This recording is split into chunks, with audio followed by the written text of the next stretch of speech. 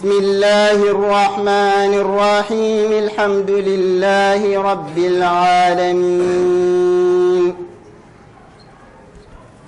الرحمن الرحيم مالك يوم الدين إياك نعبد وإياك نستعين اهدنا الصراط المستقيم صراط الذين أنعمت عليهم غير المغضوب عليهم ولا الضالين.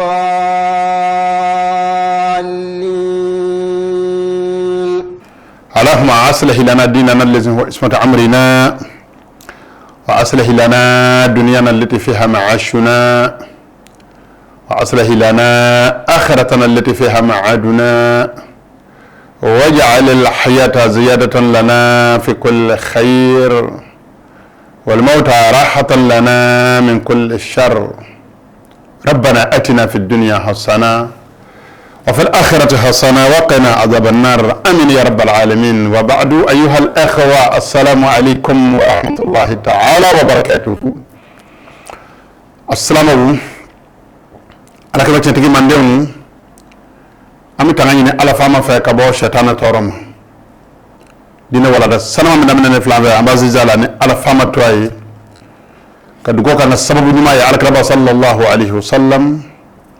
nay dugo ka yoro ami dugo ka tamashan farawiye sahaba chama ana musulman ngana mununye angara mako demen dina imbara la fi sadr al ula min al islam islamiyya saqbada jona ya rabbi kishina matama be ala fa ala ko kangal mo ka dayro la ala ko ke aka kala ni zanma nunga assalamu ala ka basangana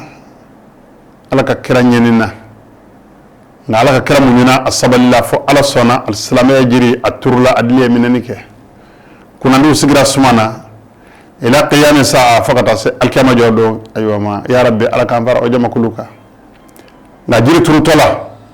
amake minyana amake enyana akara ngana munu nyana nu lemanena alakara bala kalaba ka joko koro ka kadde ma nyonye nu niku anu kana foloye onu jamakul sanma de bi wele ko alakara jenyon wolle muhumande fusamande wiye ala fama bolu de fe katama ka jobbe ka ma kan yeran na kan kino lu kenye atsaka ke no lu ka kocce du gara manu nyekoro a adonda ma ko famu de jengana ni ye nyonde u ka filika de ala ka teme ka kanaka ambi ala fama deli ya rabbi ala ka ala kama ala ka cibana sodu musalma barka kama kishini mu chama be ala fa ala ko ke ala ka jenyo zanama nu ngel ngel naka nandu ko angara mo jenyo yoro ami du ko ke angara mo ko sodu musalma yi serfi chama na musalma afima ana jema afolama ana labama amajina ala fama fa ya rabbi kishini mu chama be ala fa ala ko ke ala ka sodu musalma nga assalamu namboro la mi du ko kere assalamu la be ba chema ana musoma ye ka du ko ke assalamu ye ka du ko ni assalamu fe anzigra ko kora ana la dala wala dala ana to penal tv la no ye ambal ma flaw ye television barkale min dayala ka assalamu de men ay ya rabbi ala ka barkado ajekul salmana ala ka barkado telena ala ka barkado baraka rabbil jalil ambe ala fama dini ya rabbi ala ka ala kama ala ka telenge al islamiyya de menani assalamu alaykum darma do adda fa munu farkolodi ya rabbi ala ka bele jalil sara kayralla ala ko ala kama ala ko ka cibani asudu salama barka kama anala dara wala rabbi nanya sikiya anya sike fiqhu ka maliku ban ansika fiqhu dina famia min kenera an imam dar al hijra malik bin anas rahimahullah dina famia min kenera kabo almam maliki ma alkar sasma ka hijra du mi mo be islamiyya don ka tamim hunu mande to beka o de madina kawi o hijra du o du fana sona o ka dude min ga doni bayama alkar sasma na ka sahaba ko doni ko ka tamim dude to ka o de almam maliki al-islamu ahli makka adrabi sha'abiha maganga ube magam bolondo seku bamananga ko tleni ma mi vo bamanya ko la domba la je ya fo ni malku mon ansi niveau alakra ka sharia la ko madne ka côté way madne ka makan way madne ka baray wa ahlul madina adra bi hadha ad-din man ne kaw de ben dine shi don katame matoka ala ka faso ya ge man ne kaw de yu bulu korta ka bismillah ala ka sasama kala ro folo ala ka madde be daram man ne kaw de fey ala ka misri kono ala ka sallallahu alaihi wasallam ka kala ni volo yem man ne kaw de ay sandanga ku kala ni dine ina ala ka ba a hijira le kadam islamiyya damine man ne kaw yaye ka to makka do gars gala dina no yamina bole ani dina dakene no fe madina ya tege mena ka jena ka kala ni yayi ayu kala islamiyya da cera unyana o islamiyya damine ye u ya da cey alaka fatule onde ya janaza ke ka alaka ba shutura islamiyya kona nye uba kalama mani madne ko yemi vo ko yoyi ma fekko kitabu mbambulo nata ko ashmawiyu alma maliki kam mazhabu kitabu barkalendo kitabu min anga jamana kalamlo ya alhamdulillah rabbil alamin kalamlo korfe fe ngoma ve ya kunungo ani munum be yabbi dine kalamlo na dugo jabi cew labena kabo kalamlo munun ngono barkatiku labena kabo kalamlo munun ngono ala sran joon lamona yormununa no kumana ala fa ala beson o kitabu bele jele ma kala ni kitabu ni aya o kalamlo be ma kala ni kitabu ina charno umar ni bilo kan aka kala yoro ya sabati ko ni kitabu ni shire kitabu barakale ni charno umar yo mo kala ni na charno umar yo ya maru ko mo ka kala ni na sheikh abdul wahab sal ay mo kala ni kitabu ina sheikh abubakar baro ay mo kala ni kitabu ina charno amad hore nyobo ñu mo kala ni kitabu nuna ala ju ñu mom o ka ala ju ñu ma nya sorola ni ngafe non kala ne ka don ka soroka ala batuni oye o de cheikh amadou masenonge ala ko cawye fa kera ala kera nona bla ya ngandu ko le ngaya ay sharia dajuru minaya ka dawla islamiyya sigiya ka qur'an sharia tle ala kera sallallahu alaihi wasallam ka nimero ma flaka yo kaya ala yo nya bolo ya cheikh muhammad al abdullah swadi yo kaya o nyana mancha esarla wala on ngana num be sonama ko nimma be faga ke ala jonnuma tigi tigi ye ningi dabul no ngala ka selinu ye ka shunu ye ka jagane heji kenu ye arsalama chaw arsalama so aya hakili da mina ka fo ani kle jugo bena gongo wulila tayini kle bora ngaye ngadon o kle bora o kuma mati fla ashifable ki dameni mati fla ashifable kwa ba shidon mati fla ashifable ko aywa abisira alanye ma bi fly ye ko defe anano tle bena ambe flake bolo korta minya fanye ko laqad laqina zamanan ajab az-zamani al-khayr fihi la shakka ala dakhani al-allama ala salim al-qisi rahimahullah hayt le jugo kibaru fanye ka sara masew ale raka wati kumayinga nale ya onda yin sisa abidu ko samama ala ka kili mande amma ala ko kaka ala ya kama kidabtigi magala abaga puma aywa ala la hosele janaba kolideka intaha min fara'idihi atlala janaba koli fardaw nyefolila wa shar'a la'ana fi dhikri sunanihi aduna sisa abaga puma janaba koli sunnaw kunga ne venu min varale nyonga o debi wele ko ala kaka janaba ko ketuke tigi tigi ati famu bukhari kono ati famu muslim kono ati famu tirmizi na abu dawud nasa'i kono ati famu quran tafsiru la ko min njuko ya kada monga alkaba sallallahu alaihi wasallam ye larabu kan domba bele jele la sanada de ala fama kofe nabe kuma abe kuma surunya abe kuma chenye aywa kuma fana ulakal yoro te keleni wala ma urasu kono de sona ka sabali ka alakira ko kuma fara nyonga ay hadisa fo janaba kolila ka be fara nyonga ka be bla kena kelenga ni mun nyon kumbe ka fara nyonga chuko nyine olula ni mun se ka fara nyonga ko be ka adama na pumay ay niveau ni wajibiya famuna ola ka wajibiya numero bla oka ay niveau ni sunna ya famuna oka ka sunna ya numero bla oka ka sarka tartibu nyini aya fo aywa ko janaba ko chuko da bi damine chuko da bi dace chuko di ka tartibu sigi senga ka barake ka ba pew ka sɔrɔ ka monter a faralen ɲɔgɔn kan ka tila waati min na sɔrɔla ka monter ka ɲɛ o de bɛ wele ko fiqhu kitabu Qur'an min bɛ fɔ janaba koli la Alakira sallallahu alaihi wasallam ka sunna ye min fɔ a la bɛɛ faralen ɲɔgɔn kan o tuma n'i taara hadisa kelen da ko Bukhari de y'a fɔ tiɲɛ don Bukhari hadisa ŋanaw dɔ don hadisa sirababaw dɔ don nka a t'a bɛɛ fara ɲɔgɔn kan kɛnɛ kelen kan komi n'a fɔ fiqhu kitabu ye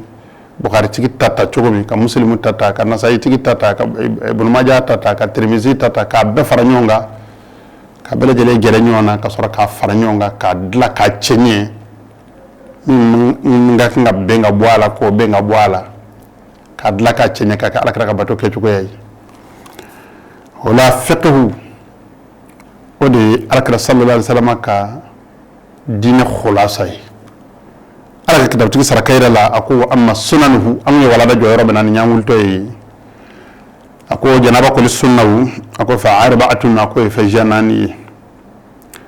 a fɔlɔfɔlɔ a ko ghaslu yadayhi awwala a ka fɔlɔfɔlɔ de ye a tɛgɛ fila koli ye fɔlɔ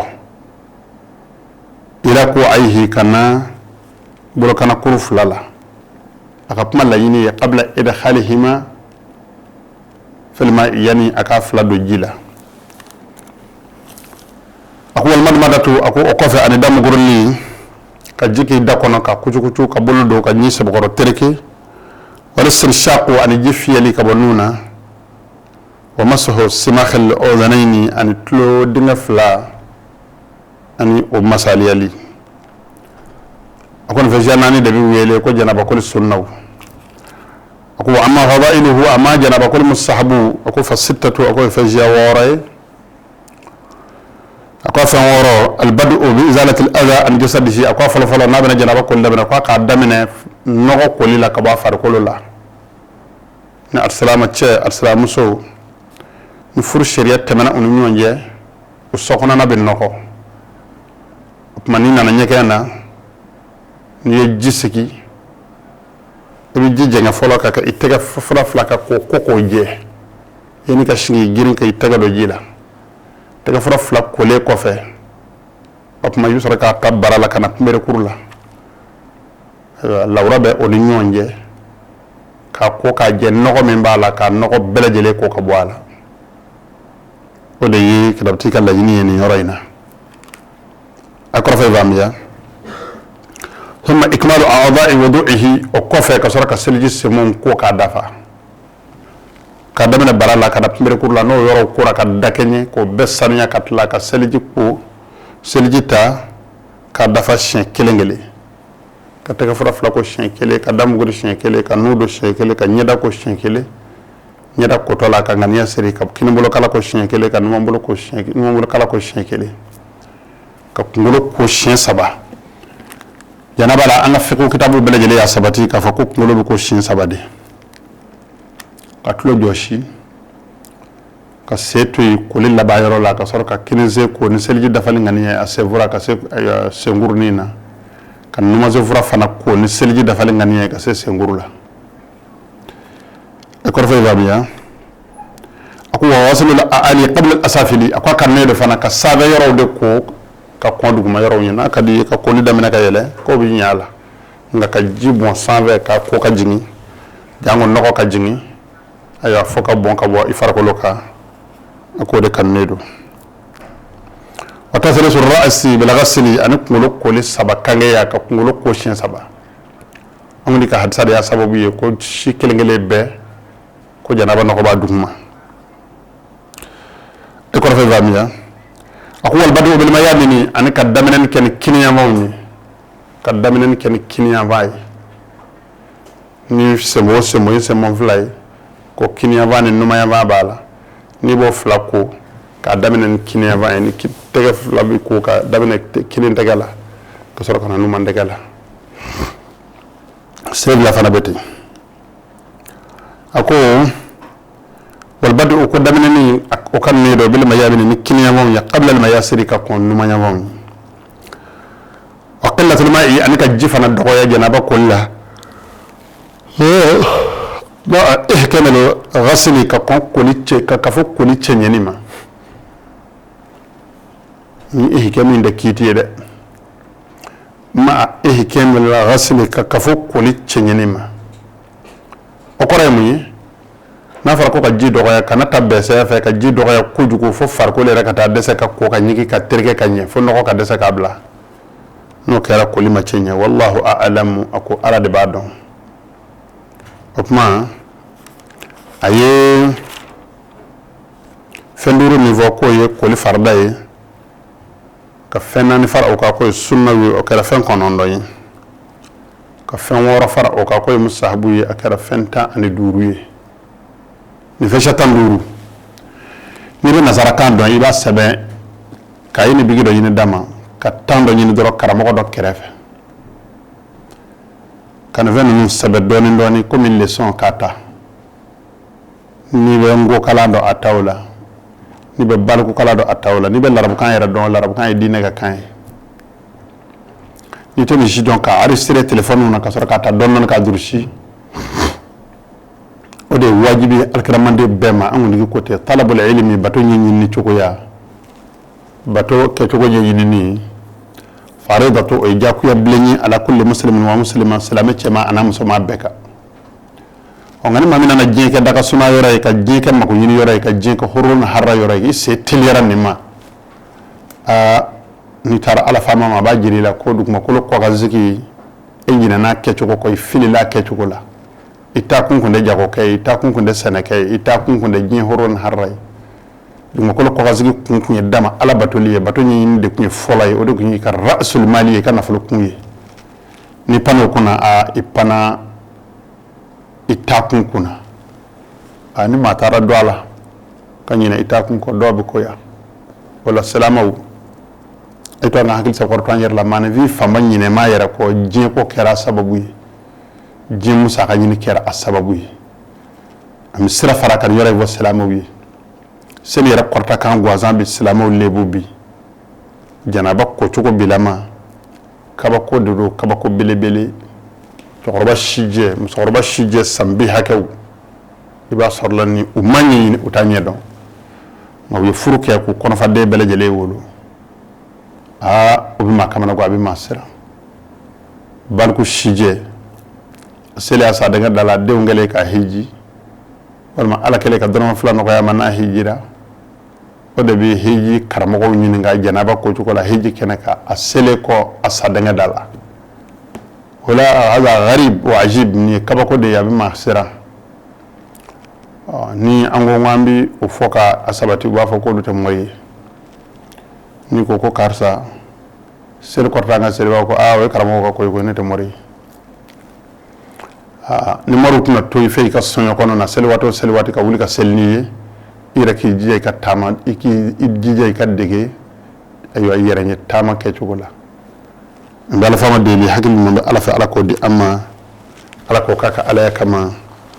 aslama chow ayaka bato nyini alislamu so ayaka bato nyini jine banvenye jine toye ko wati kungurne yuha mayitu anyina mabilla sayala wani yuha faqiru afbana billa fandanyala naimuha zailatu annema billa wulilila الموت آخر كل حي سينما ما بلا باي بريزيدنتي ما بلالا منسرياتي ما بلالا ngabo nganya oti ma balala herebe mina dama ay to ngan labe wala bete dore sharia kala isoko dama jirala ala ko minga ke isoko ko kelila ako minga to isoko ko utolila هذا هو المؤلف رحمه الله تعالى أنهى الكلام على الغسل وبدأ يتكلم على التيمم السلام عليكم كتاب تيجي سيسا أتلالا سنيا فانجلي كنا فولي لأنه الطهارة المائية السلجي كو جسر ما فاني كالسلجي فاني كالجنابة كولي فاني سيسا أبنا تمام فرأوك لما بين الطهارتين من التناسب دمنيو من بسانيو فلاينيو نجا بطبع بيبي ويلكو سانيا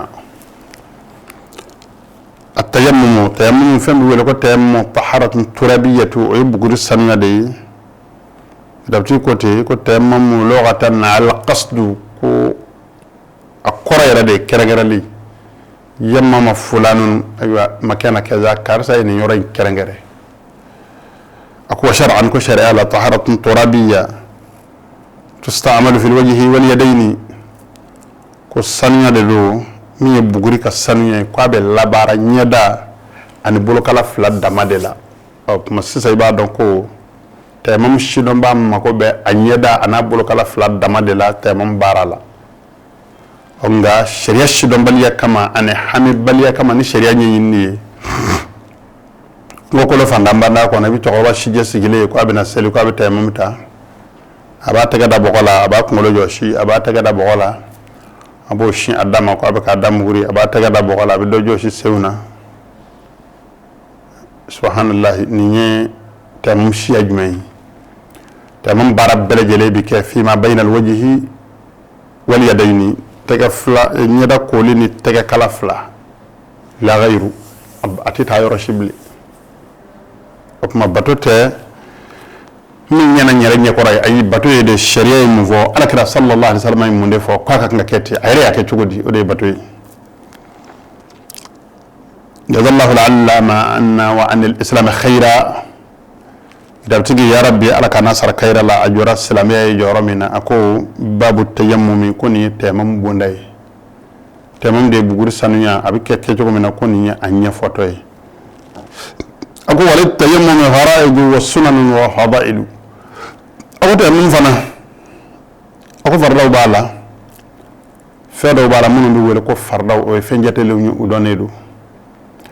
ako wa sunanu fedo bala munu wala ko sunna olu fana fenye ndadone wa fadailu fedo fana be olu wala ko musahabu ko olu fana fenda dole fama faraiduhu fa arba'atun ako ama tamam farda ko fejannani anniyatu afala fala ngani yasirle de kan ngani yasiri tamam na ka fa ko tamam takun yenim batu shiya de keli ako fardai ako wa hiya ngani yare an yan yusbahata salati kwa ka seli dakali de ngania seli dakali nyini de ngania ala fama fe nyanda buguri biya flaki bola da buguri la ko muy farko la ma no ko de ati sanuya nga sharia do ala fama yare de ko bibbe ale ma ko de ye ala ka jiya soro li siraye jango ka seka seli ni jiti bolo ala ta de aka ko e nala ko kwa ke chogona be ketende wa alhamdulillah rabbil alamin ala jebi sorani o de sharia okma tamam atis tani sanya ngani ko ala mega tamam ta jango ke yara kun sanya ayabi tade beniyati sibahati salati ni seli dakali nyini ngani ala fama fe ala ka jedi may ka seli akwaye ni kuma ifo kadam ngali anna tayammuma la yarfa'u al hadatha ala al mashhuri ako korfo banine inda ulama uni nyonje ko tayammumti sofe qorta ati sofe wuli silama kele ka bawli ka tayammum so wuli ka no wuli ka bi farkol silama nyamana ta ka tayammum so ka no wuli ka bi farkol silama farkol tikara ajoli bora tayammum so ka no wuli ako kuma tayammum ye bara dode ala jebi soronaye seli kelila o kuma ibata de ka ala jede nyini ay kuma yare kote ko ka kete ko na kerete ko ala bi jena ika seli woni sella ko ba mena ko na fi selita an ko yara ante mom fana rukhsatu fendo fennom aywa ala yi aken no aywa no ya sababu de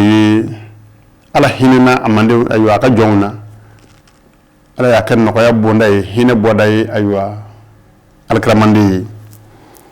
nyaqisa fana sigi dawla insha Allah ta'ala nan la lana ala sanamani ala janana ya misaki ka aywa aqisa sigi al-islamu bi ambela famade ala kambe sababa ma ako kidabti ko ako naniya ko fe ako wata animu wajhihi an nyada laboli ka bogo ke ka nyada labo o koro yimi ni bolo da bogola te ka fura fula da bogola sheria ba fa ki ka gushi don doni ni tayammum bita ni montro bi bolo la ibo bo ni bolla baki bi tagala ibo bo foyta farkolo la wati mina bismillahir rahmanir rahim ni taga fla da bogala iba ko ngo nya nya mun misaka manya da washi olu be nga boya to bi to bogo damay e saraka adda inya dolo ko mi da fami do ci nay ni njurni dawlo ni ñonje ka bejo shi kanye wala bi wele ko wata amim wajhihi an nyada laboli ako wayadaihi ila ko aihi ana bolo kala fla kata se abolo kana kuru flama ka joshiya ka se bolo kana kuru la ni yande farda ba yore kana foya o sunnay kuma sisa abaka farda de nyefo ako ka joshi ka bolo ko kana joshi kana se bolo kana kuruma ako farda wa darbatul ula ani bugol ko folo tegada ko folo dum kulla o farda o sa'idu tahiru ani aywa yela ga fen sanuma dum ko nyada min ni tega da yoro la ka sura bawli makay nyamana ta makay no ko sheshiti wa huwa sa'idu voneru ko nyada ako wa huwa mivle ma sa'ada ala wajhi al-ardi fem mana yela dum ko nyada sanve ibna taymum ko yoro mina fem mana yela dum ko nyada sanve o yoro la min turabin kamani bugur la na sura bugurdo aw ramli wal ma ciccana nasara cicca ma yorodu aw hijarati wal ma farala nasara farama yorodu aw sabkhati wal ma qodu ko la nasara qodu ko ma yorodu aw nahwi zalika wal ma onanyu anaw allah subhanahu wa ta'ala nga yorodu aywa fenro bi saka boala minte ni vennu ako belejele la sele du ko yami sharia bi janay ki bolo da du ko lina da ko kile kata mamata ako amma sunanuhu thalathatu ako tam sunna fajja sabay tartib al masahi masaliyali dada nyongali masaliyali ka tukutuku nyona ka dada nyonga ka cinye wal masahu masaliyali fana min al ku'i akadabo aywa bulukana ila al mirfaqi katase aywa nonguruma ka sabanu bulunu na kana se aywa bulukana e farday ka sama bulukana fukana se nongurula o sunnay ako tajdidu darbati ani bukol prokuraya lil yadaini kana bolo kala flam masali ali ni bolo fla da bokala ka josh ka cinyona ka nyada joshi ka labolike o toy mi se ka bolo kala fla masalia amin cheka min ngadi sharia ka seki bolo da bokala ayo de fa insisa ako wa tajdidu darbati ani bukol prokuraya lil yadaini kana tega fly akoni veza ba de janaba ko sunnawi aku amma fadailuhu amma janaba ko mustahabu famun kannedo ala fa thalathatu ako fajja sabai fa thalathatu aida ko fana sabai inafo sunna sabai chogomina tasmiyatu aqafala fala bismillah fode ni bina janaba ko lid ay tamam kaldamene kafa bismillahir rahmanir rahim kasra kadamene والبدو أندمنني بمسح واحد اليمنى نكلمبلو كوكانا مسالي علي باليسرى كوكين نمبولي إلى المرفق فقط أسنو غنغورلا ثم أقف بالباطن كجوشلي كني سقنا ناي إلى آخر الأصابع فقط أسبلو غنم لبانا تجت لامتلا رمفلا تجت كنمنا ديني سقنا يني amna tlaka tamam tata to nyuma akasega famia wa masahul yusra an numambulu kala fana masali ali مثل ذلك وشكلا والله أعلم أكو على دبادون كتاب تيجي تامون فاني بكرم بفولا الشريعة كتابو يا فوفوجو مينغا أبمانية تامام تشوكو يه مثال كتاب السلام يبكي جيجا كافاميا أمبي على فما ديلي ميمنا كي على كاندمه أكبر سبابا ما على كرا صلى الله عليه وسلم كالشريعة نيداما أنا فوق قوم الإسلام بنا تامام تا شريعة واجبي كا ففم به إكا تامام سقونا نكالا إكا دولي نقول لك دو يكو بو نمونتر دو يكو بو نتيبي نينا يكو بو سيسا أولو بي بورا مبال مكي مبال ممسو ko kan ne de ka daminan bismillahir rahmanir rahim iba fa bismillahir rahmanir rahim ibi bolo fla da bogola daka nya ko sebe ni ya wuli ba go shinyo na nya mun ndey no lu saka nya da washi olu bibbi ibi soraka bugol ko folay mbogo ke ka nya da joshi nya da bele jele lu juruni dawlo nya ja dawlo dugmana nya da fa fi raka do fongoni o cena ya soro naka di bugol ke len tom saka ke ta mun bara to ke nga sunna yimi ika bugol ko flanake ni yo gosi odda iba gosi nyona kanya ko be teges tlame tlaroma fla bolo ngonu konona de ni tege ba so ko konna ni udabara fle bolo ngonu konna be daya tege ba so ko be daya opma bolo kala e ko kana ne konana e tege konna e bolo ngonu gonona ani tege era konona kidab tigi bina apmani o fennani de ni nyonje tege kenemana an tege sogorona ani bolo ngonu konona an tege ba so ko konona sisa niyo bushil ko flana ke ka bushinyo na kanya kanya be kini bolo kokana o de bidda numa bolo ngonu konona na numa bolo ngonu atna yande bolo ngonu konona abidda yande ka sama kana fo no ngurula ka kini bolo yelama kini bolo konona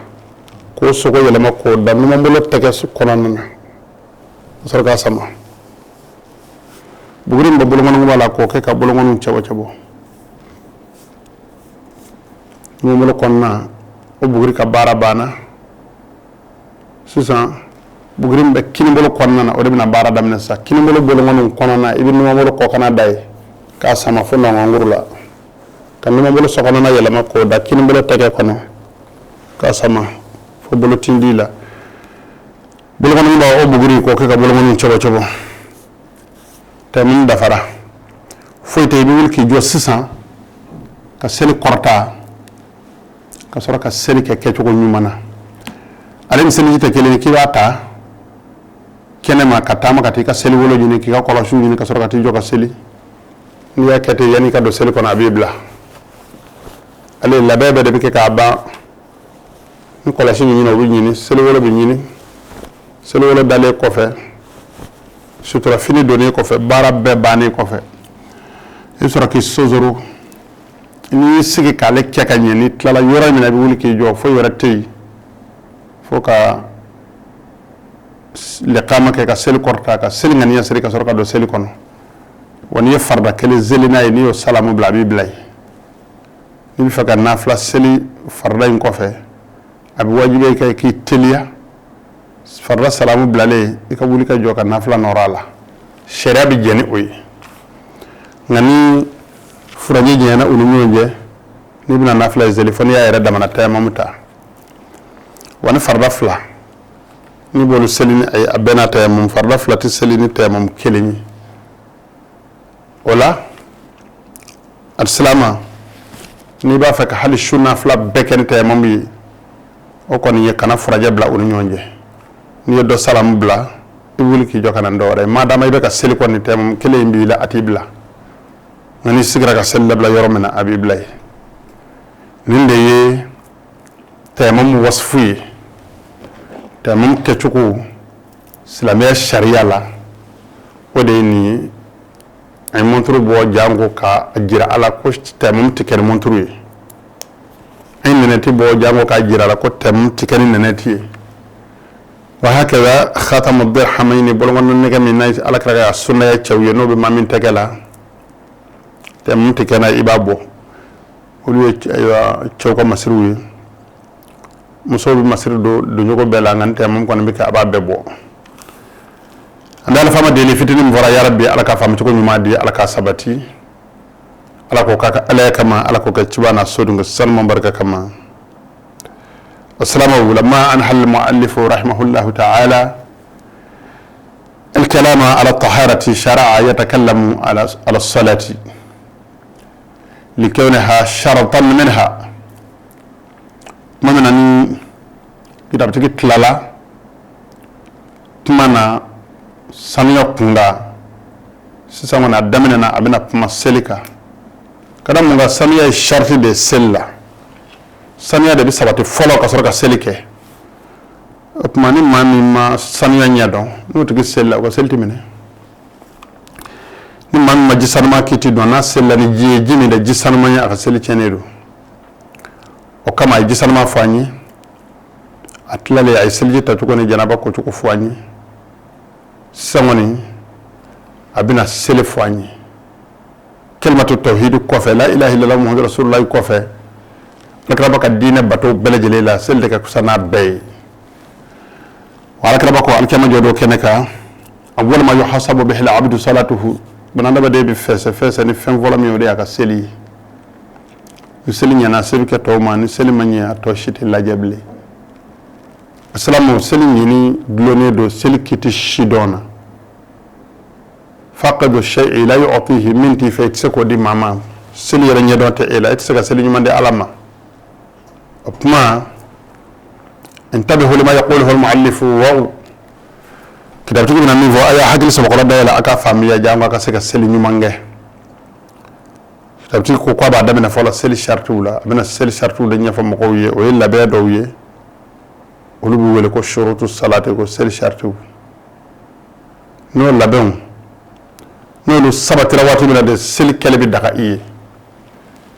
نو لو ما سبتي ني سيلا كا سرو لو كلين تشينيدو ika seli bi tien ono fe kidabti ko babu shurutu salati akoni seli shartu bonday ako wali salatu shurutu wujubi ako wajibi shartu be seli wa shurutu sihhati an kana shartu ay shartu tla ila shurutu wujubi wa sihhati kata wajibi ka shartu ni kana shartu ma ako fa amma shurutu wujubiha ako amma seli wajibiya shartu fa khamsatun ko ye fajiya duru be ni onnana salamama aywa seli aywa wajibiya rika ako fajiya duru be o fajiya duru olu de seli wajibiya shartu ye selti wajibiya ika ni ima olu soro الإسلام وقفل فلا الإسلامية دي الإسلامية سبتيني كوفي دي سيري بسرعة واجبية إيكا وكورة سيري واجبية عند كافريكا والبلوغ عن بالكية سبتيني كوفي دي سيري بواجبية إيكا وكورة سيري واجبية عند دمسنيكا والأقل حقلتية سبتيني كوفي سيري بواجبية إيكا سيري واجبية عند فتوكا ودخول الوقت سيري واتي دونيكو seli wajibiya ika seli wati to wajibiya salama ka kasara madu nusa salama dona aya saya sekar la kasara seli wati min madu salama fatura kasara seli wati min madu salama sharia to nyini atigife halni ashuba kana ka yana ka shutura wa bulughu da'wati an-nabiy sallallahu alaihi wasallam an alakra baka wele seli salama ko na fala ka wele ka sitluma ika me doni baw fe ko kira do de kun cira toye ko muhammadu aka dine toye ko islamiya aka dine nya wajibiya ko islamiya ka seli ni o me domina o do ko ni balaga ka da'wa shari' al-hakim muhammad al-mustafa sallallahu alaihi wasallam ana kala baka wele sira imma nani man mbalola kulu do kono walma gundo save gumi jike maka kuli nani mama nyonyi mislabe ya fwa ya tulo masalame ya me no sanga mbato bala ochugola selti wajiba oteka ako amma shurutu sihhatiha ako amma silkene ya shartu atlala shurutu wujubi la wajibi ya shartu atlala wala sisa abina do silkene ya shartu la selti kenya ni shartu mun taala ako fasittatun ko fajiya waray shurutu wujubi ayo ka fenduru shurutu sihhati ko fajiya waray fala fala leño fajiya tan kele ako shurutu sihhati ako fala taharatu alhadathi odeka naqas ayo sanya ka bi farqulula mislama bin sali na ya sorla yenyo manatake wal may bawlike on nogon non bi farqulula ko je ko sanya ka buy وطهارة الخبث أنا خبث السميع نسلام من السلي na soro nogo do bora faando la ki ka seli fini soro wal may farko soro wal may ka sel de be soro sharia ba nyini jaaku yalla ko nogo ngul ka boy wastaqbal qiblati an qoron ni shinyonya ni salama bena seli ka wuli ki jo ki ni shin koroma na sorla o sebi wa satru al awrati an lawra shutrali lawra wa chela wade ma bayna surra ila rukba chela ma bayna surrati ila rukba min bata ibarala kana se ipmer kuruma ka fini do ka o furaje shutura farfa to datugule bi ka fen kan ni ngam musola lawra musola wade al mar'atu kulluha awratun ma adal wajha wal kaffayn musaffan be lawra fana karan aywa anyada koli anate ga frafla kuma na sa muso bi seli ka fa belejele shutura o ya shirama sharia la o wajibi ako wa tarkul kalami an pumatoli sharia kitabula do mananani nga do na yene baraka selila pumatinya ala wa tarkul af'al al kathirati an wala chama toli idone ko fa seli kono minati obinyana ko boko bla kolashi hakli jingana ko be dufa kono ko boko bla e telephone fana be dufa kono katla ko fana boko bla